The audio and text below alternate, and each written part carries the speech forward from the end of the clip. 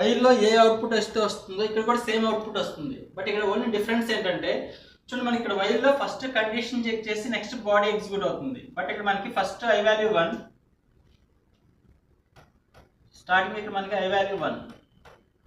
Next do అంటే first బాడీలోకి enter అవుతుంది. అందుకే ఈ లూప్ని ఏమంటారంటే ఎంట్రీ లూప్ అంటారు.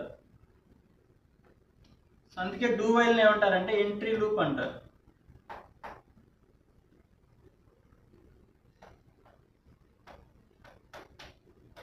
ఎంట్రీ లూప్ అంటారు.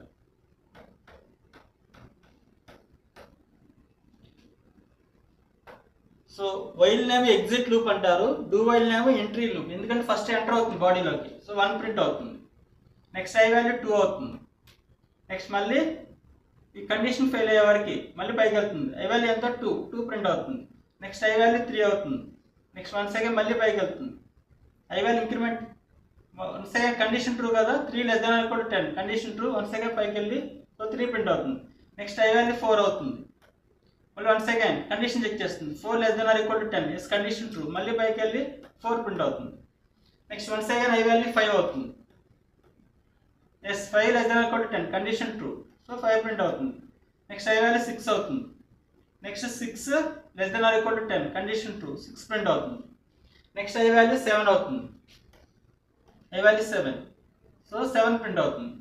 నెక్స్ట్ ఐ వాల్యూ 8 అవుతుంది. ఎస్ కండిషన్ ట్రూ, 8 ప్రింట్ అవుతుంది. నెక్స్ట్ ఐ వాల్యూ 9 అవుతుంది. 9 ప్రింట్ అవుతుంది. నెక్స్ట్ ఐ వాల్యూ 10 అవుతుంది. 10 ప్రింట్ అవుతుంది. నెక్స్ట్ ఐ వాల్యూ 11 అవుతుంది. 11 less than or equal to 10 condition false, then out of the loop. ఈ loop నుంచి బయటకు వస్తే నెక్స్ట్ కింద ఇక్కడ స్టేట్మెంట్స్ ఏమంటే ఎగ్జిక్యూట్ అవుతాయి. ఇప్పుడు నెక్స్ట్ బయటకు ఇప్పుడు ఈ కోడ్ రన్ చేసి మనకు అవుట్పుట్ వస్తుంది. 1 2 3 4 5 6 7 8 9 10 అనేది అవుట్పుట్ వస్తుంది.